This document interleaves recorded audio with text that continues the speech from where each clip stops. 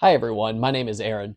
We're about a week removed from the BGG.Spring convention, and so I want to use this video to just kind of recap the convention, just share my thoughts on our experience. This took place Memorial Day weekend. It started on Thursday and ended on uh, Monday afternoon. And so we left. We actually left after work on Wednesday. We traveled up to Seagoville, Texas. There we stayed night in a motel just to save a little money, and then the next day went on to the convention. And now some of you may be wondering, what is this BGG.Spring convention? So every year there's a company called Board Game Geek. They host a board game convention at the, I hope I pronounce this correctly, the Hyatt Regency Hotel at the DFW airport. And you can go to this event. They have this massive library. I believe it's of over 8,000 board games. Kind of like when you go to your typical library and you check out a book to read. You can go there, check out a board game from their massive collection, or bring one of your own and sit down and play it. People from not just Texas, but all over the country and even outside of the country attend conventions like this one. And so it's really cool to see everyone gathered together to enjoy this hobby that we love. Now, one thing we did do, we did book a hotel room there at the Hyatt Regency. Some may wonder, okay, is it necessary or worth it to get a hotel there, where the convention is taking place? Because they're not cheap. You can save money and get a hotel or a motel and just simply drive in each day. And that is an option. I know there are people who do that. For me and Christina, we find that, or we have found that getting a hotel room there at the convention was well worth the price. For one, if you're going to bring your own games, or if you're purchasing games from the various exhibitors there, being able to just take them up to your room is very convenient. There's also the issue of parking. I know when you stay at the hotel, the parking is complimentary. I don't know if that is the case if you're not staying at the hotel. I don't think it is, but I could be wrong on that. But the other issue is finding parking spaces, because I have heard in the past that some people have struggled to find parking spaces during the day, and so it's really nice to just to stay there at the hotel, find a parking spot, and just stay there the whole time. Now, the downside, that really heavily restricts your eating options. Now, for us to save some money, we actually didn't do much eating. We did one eat out at the hotel itself. They have various restaurants, and then a little area near the gaming area where you can get like pizza, burgers, chicken tenders. We went there once. But for the most part, we actually brought our own food. They have a mini fridge, so you do have to improvise on how you store cold items. But we were able to make do over the course of this convention. So with all that being said, I think I'll just, because you're probably wondering, what all can you do at this convention? And the answer is there's a lot. And so I'm just going to go day by day and talk about what we did at the convention.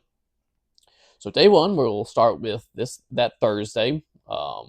As I said, we stayed in a motel in Seagoville. And part of the reason we did not drive all the way to the Hyatt Regency and just book a room the night before is, when we go to Dallas, there is one particular restaurant that we love to visit, and it's called the Maple Leaf Diner. It's a Canadian restaurant, and it kind of a brunch type of restaurant, and it is absolutely delicious. I mean, every time we go, we order some sort of poutine along with our breakfast. This year we had the southern poutine, which had fried chicken and a white gravy rather than your typical beef gravy over, of course, cheese curds and French fries, and it was so good. And of course, we had meals alongside that. This typically I get the pumpkin pancakes, which in my experience, these are the best. They have the best pumpkin pancakes of anywhere I've ever had. Now this year I changed it up. I had the blueberry pancakes, which were also just delightful. It is so good. Christina had the corned beef hash, and I don't think we've had anything there that did not taste really good. So that's one reason that's the main reason we did not go there, go straight to the convention, to the hotel uh, the previous evening so that we could have this opportunity to go visit Maple Leaf Diner.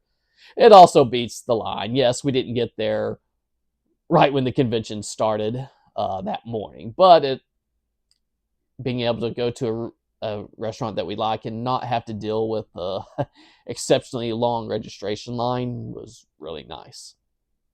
Now, when you go to BGG.Spring and when you register, you also receive some free giveaway games. And now, kind of unfortunately, because I will get some free games, and then because each person gets free games, and so I had a bag of free games. Christina had a bag of free games, and unfortunately, our free games this year were exactly the same. So we will probably be uh, looking to sell the duplicate copies sometime. And then after that, we played a couple of games from the library. So the first one we played is a game called Formidable Farm.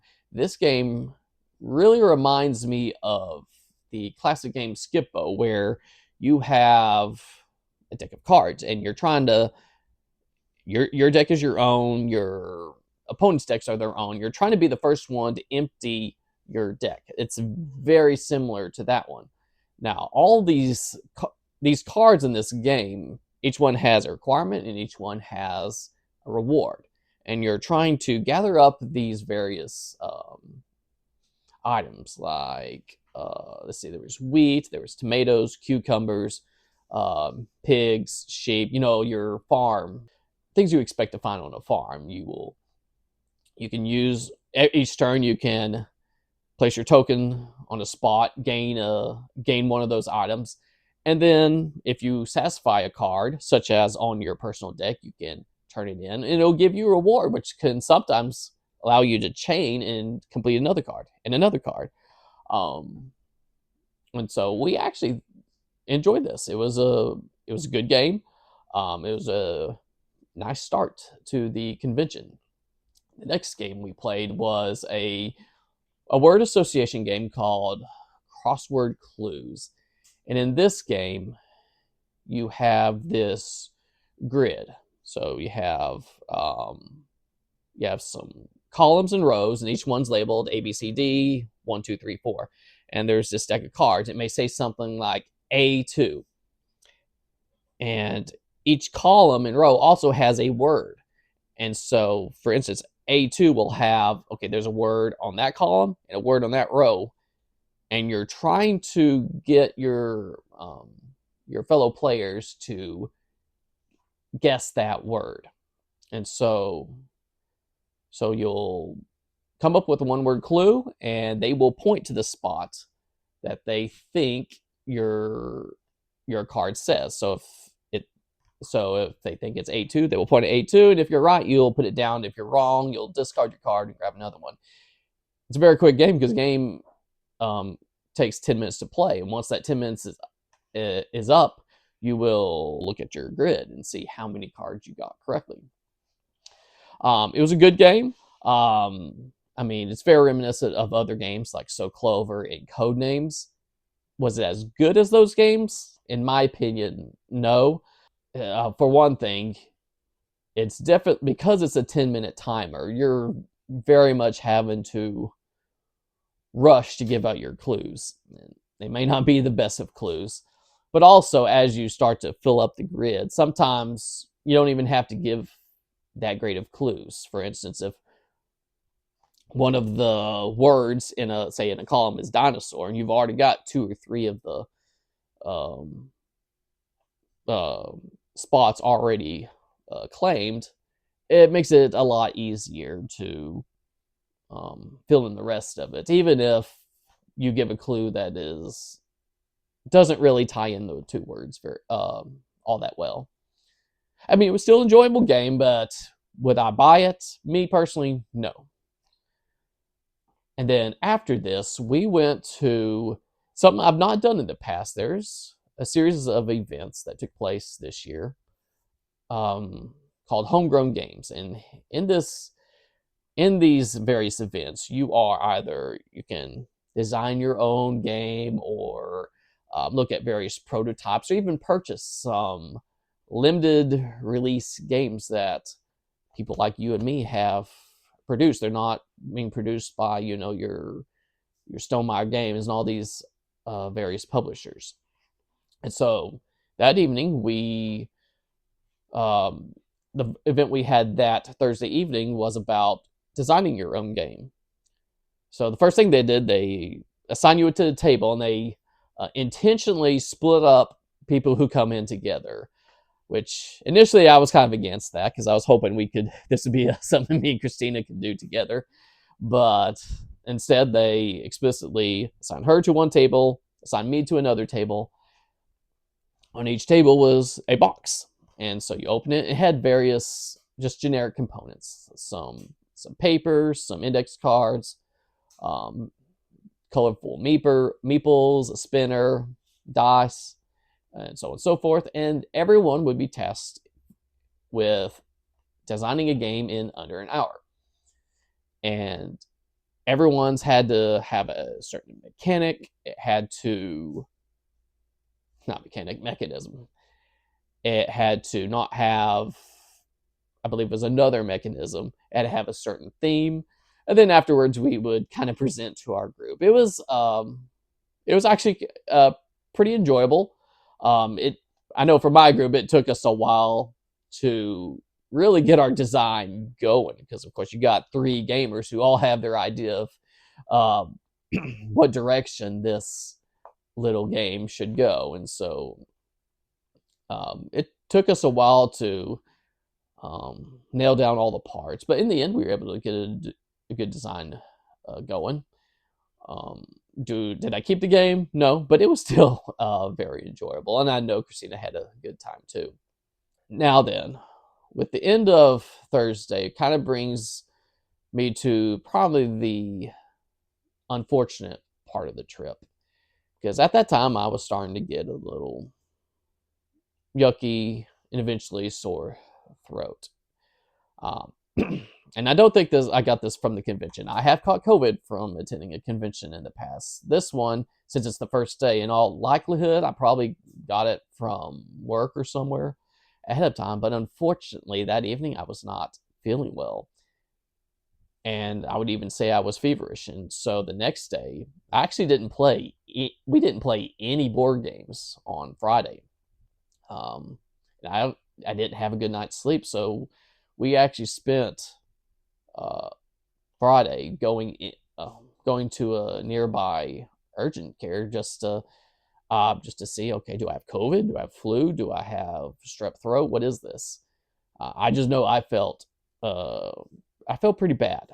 Thank God it was none of those. So they treated it as essentially a bacterial infection, and so we got some medicine, got some other items from a local pharmacy, and went back to the hotel room where we spent a good part of that day just sleeping, which was desperately needed. But unfortunately, that did mean that lost almost a whole day on the trip. Now, I say almost a whole day.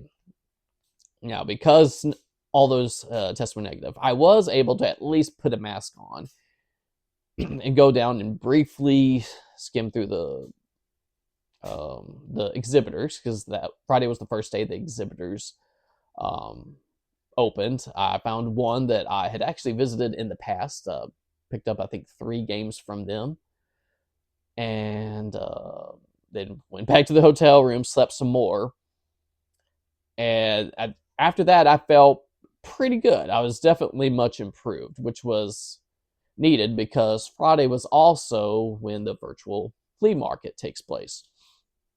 Now, for those who don't know what the virtual flea market is, essentially for the weeks and months ahead of the convention, um, you can go to part of the Board Game Geek website and essentially sell your games and buy other games that other gamers have for sale.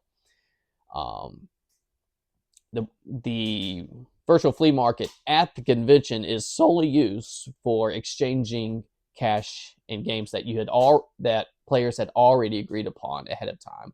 I had just a handful of games to sell myself, but also I had purchased a number from other people. So we used, of course, we were wearing masks, but we used that time to pick up some games that I had ordered, and as well as sell some games that I had agreed to sell. But again, this is all takes place ahead of time. There's another sale called the Bazaar that I believe took place on Saturday. I did not go to it. That is basically from what I understand, that is one of those you go in. There's no prearranged agreements. People are selling games there, and you go in and you browse and buy. The virtual flea market is the opposite. There's no browsing and buying. You're there to pick up games that you've already agreed to pay for. And this is a good opportunity to get some good deals on some games that I enjoy, or maybe they're harder to come by.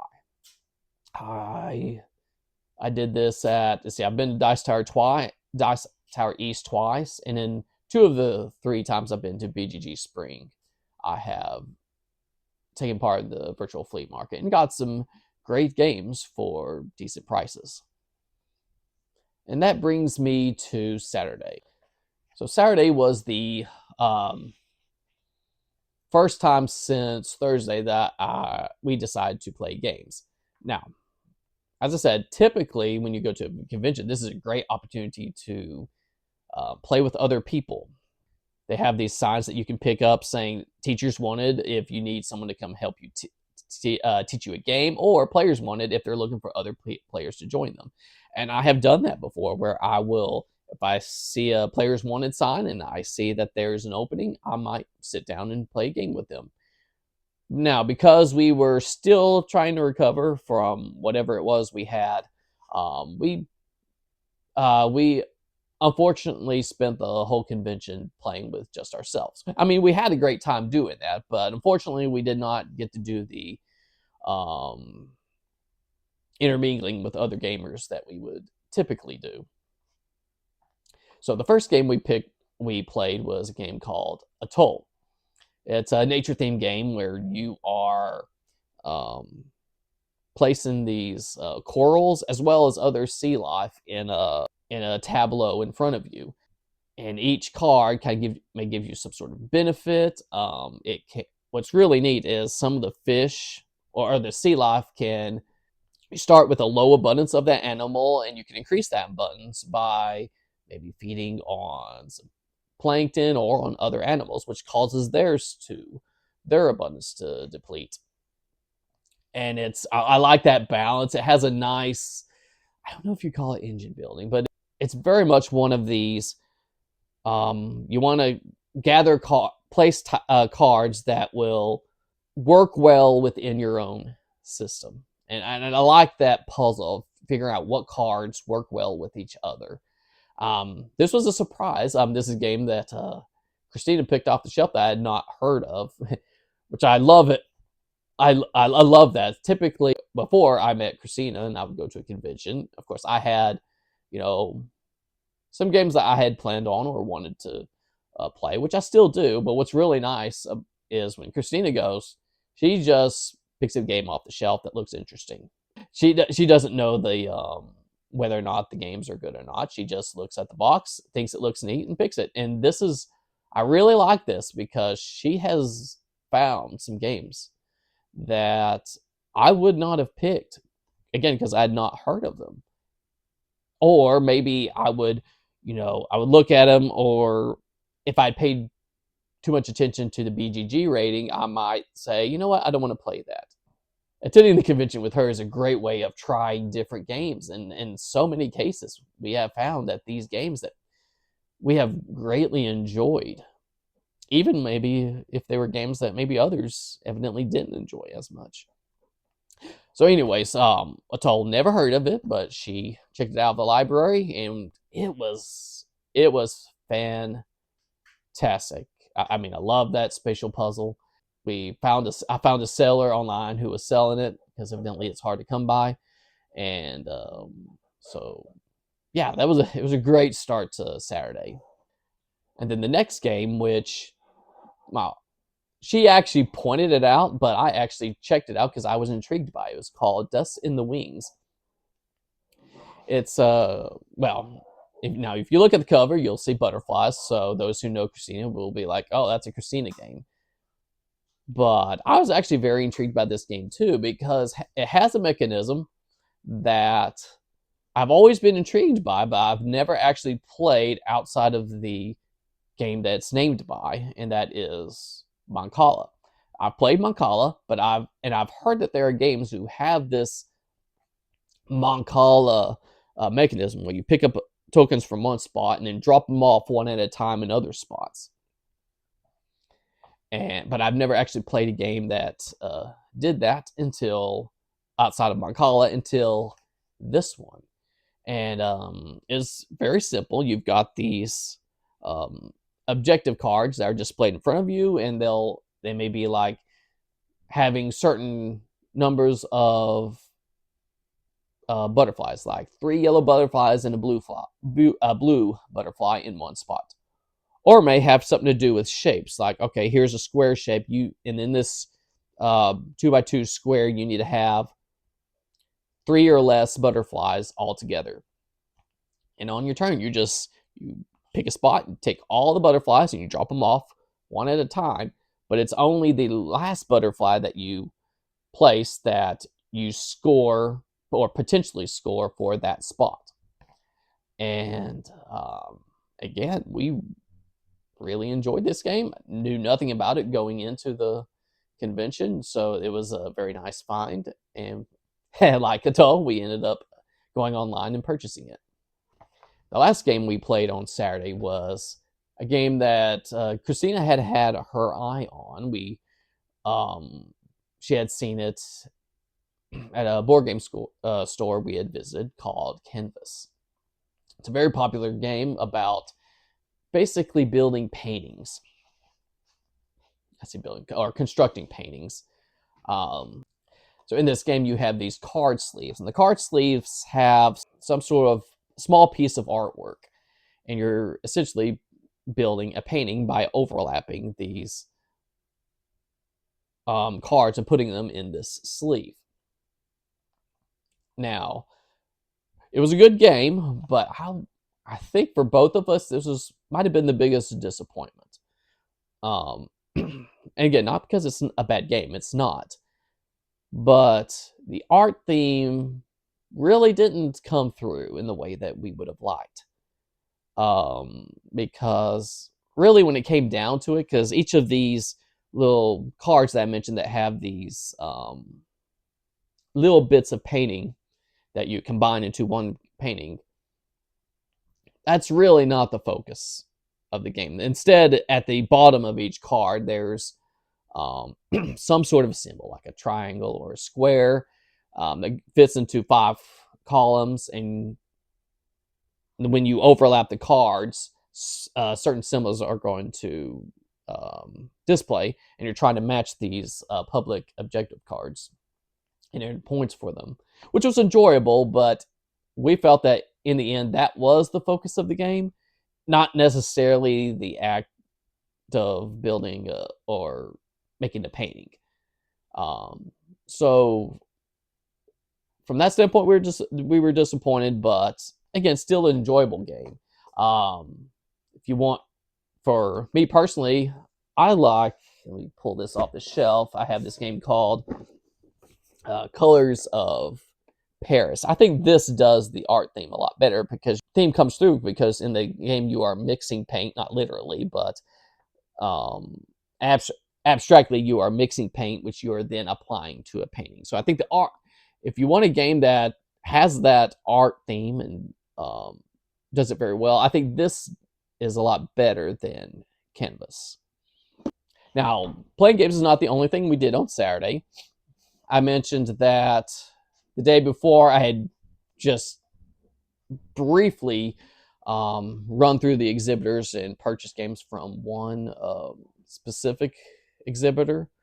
Um, but Saturday, that was, we spent a lot more time actually visiting the various exhibitors and making purchases that day. And I actually ended up going back each day because there's one exhibitor who will give a discount, and whatever games he has left, the next day he gives an even bigger discount, an even bigger discount. So I actually ended up going to him, I think, every day of the convention. But Saturday is where we did a huge chunk of our board game purchases. In addition to that, one thing I've never done before, BGG.Spring has a charity sale. Well, they will take games. They Some of them, they might be duplicates. I do know that a lot of the games in this charity sale are games from their library that maybe didn't get played much at all, and so they will gather these up and sell them for cheap, and all the proceeds go to a specific charity called Cafe Momentum. And so this year, for the first time, we decided to go to this charity sale. Now we didn't stand in line like an hour early, like other people did. Not that there's anything wrong with that, because I know there are some very well regarded games in this charity sale, and those will typically go pretty quickly. By the time we went through the line, there wasn't much of those around, but we were able still to pick up a few games um, to buy, and so hey, we may find some hidden gems among these games. I'm actually looking forward to trying a few of them. But that was nice to attend a sale in which all the proceeds are going to charity. And last, we went to another one of these homegrown games events, and this one is the Homegrown Games Market, where these people like you and me are basically living out their dream of designing and selling a board game. So they are there with maybe 40 or so copies of this game that they've designed. And again, these are not publishers, like Stonemaier Games or Stronghold Games. These are just gamers like you and me who've decided to design and sell a game. And that was really neat. We came away with a couple games from that, and it's just really nice to um, go to something like this and know that I am helping someone um, fulfill a wish that they've had. In fact, one of the guys that we bought a game from, when we looked in the box, there was a card in there, and that basically that said, "Thank you for making my dream come true," and that was really special, and I'm glad we went to that.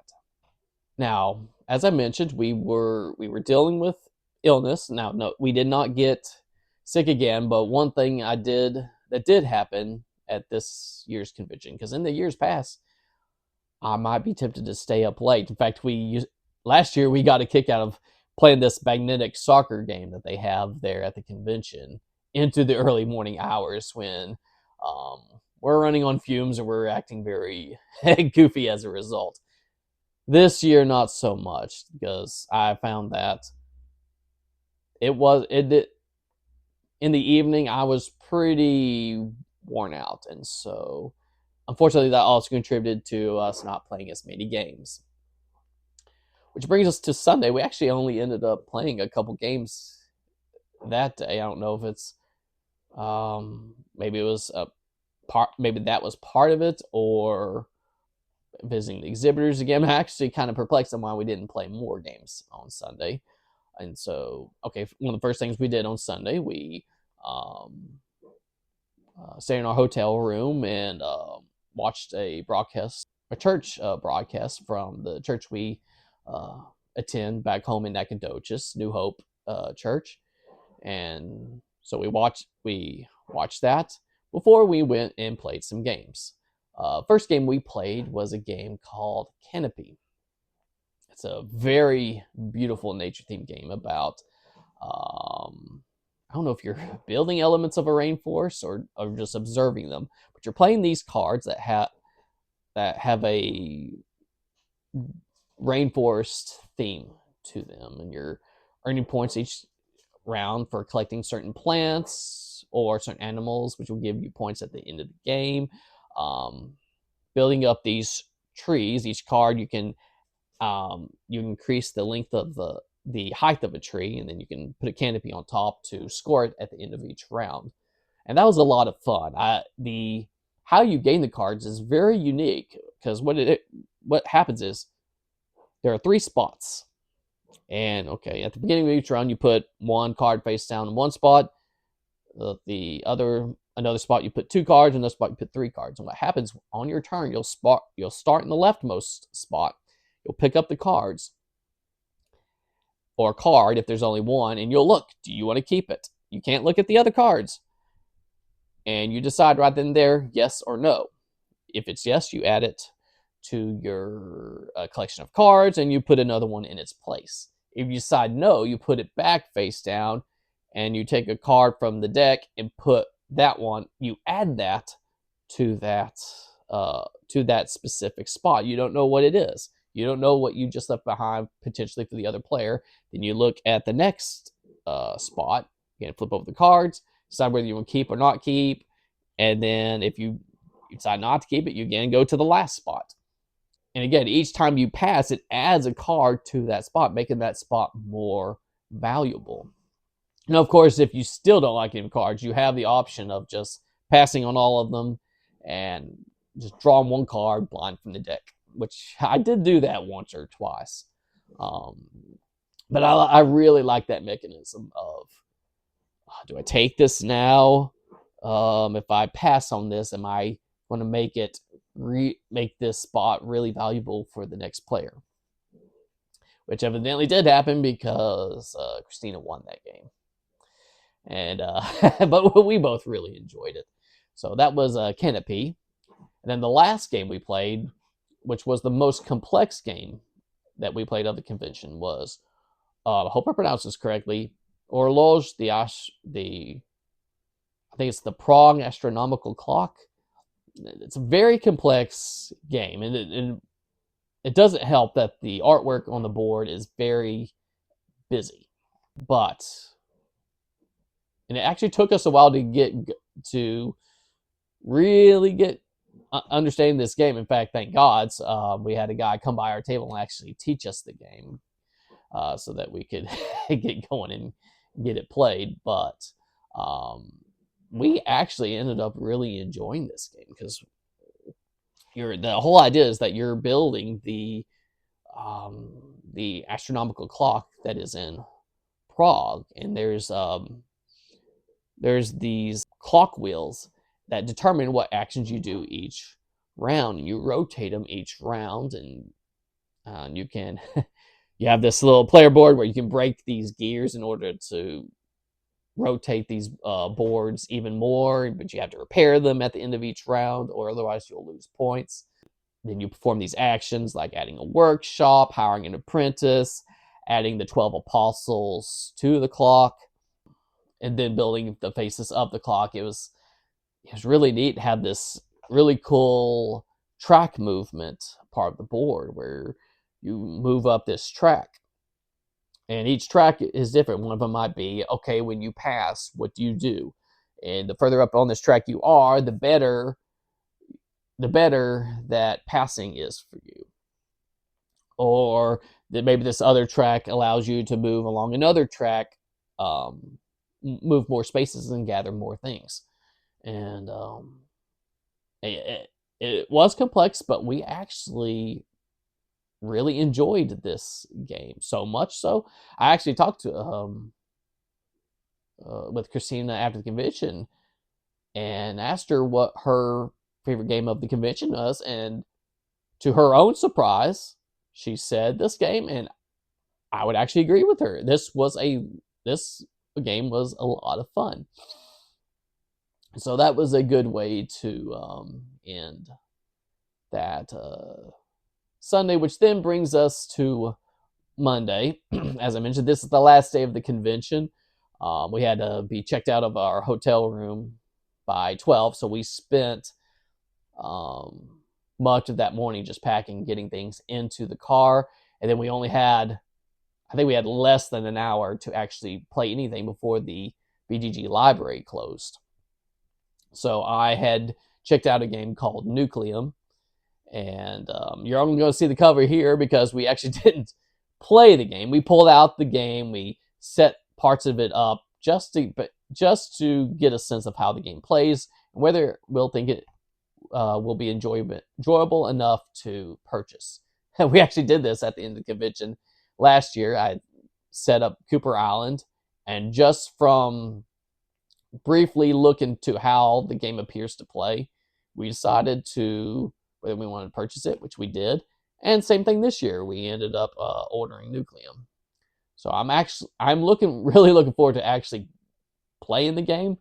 But sometimes that's what happens when we don't have much time left. You can, if nothing else, we pull out a game to get a taste of what the game is like and decide whether it is going to be a game for us. And that is the end of the BGG.Spring 2026 convention. Again, kind of, I don't want to call it a downer. I mean, it was disappointing that we got sick and didn't get to do near as much as we would have liked. But it's not like we didn't have a great time there either. It was still a great time. I still hoping to go back, Lord willing. Some people may be asking, how should you approach a convention like this? What should you do? What do you do? And it's really just up to you. What do you want to get out of this convention? Do you want to play games with other people? Try out new games from the library that you've never heard of? You can do that. Or you want to try games that are out of print that they have in the library? I've done that. You can do that. Or maybe you have these popular games that you want to try, and so you can do that. You can bring your own games, schedule a time with others, or set them up for yourselves and see if other people will join you, which in my experience, usually that does happen. That's up to you. You can do that too. You can spend as much or as little time visiting the exhibitors and purchasing games. You can do that as well. It's just whatever you want to get out of the convention, you can do. And we'll typically do some combination of all of the above, of making purchases, playing games, and attending various events like the homegrown games events this year. So with all that being said, please like and subscribe if you like this video. And hey, and reach out if you're interested in this convention and you are looked into possibly attending it next year. These tickets typically will start going on sale toward the end of the year, so I would just keep an eye out for that. You'll need to create an account with a website called Tabletop Events. But again, if you're interested, just reach out and hey, maybe we can schedule a game to play. And with all that being said, thanks for watching. God bless you and have fun gaming.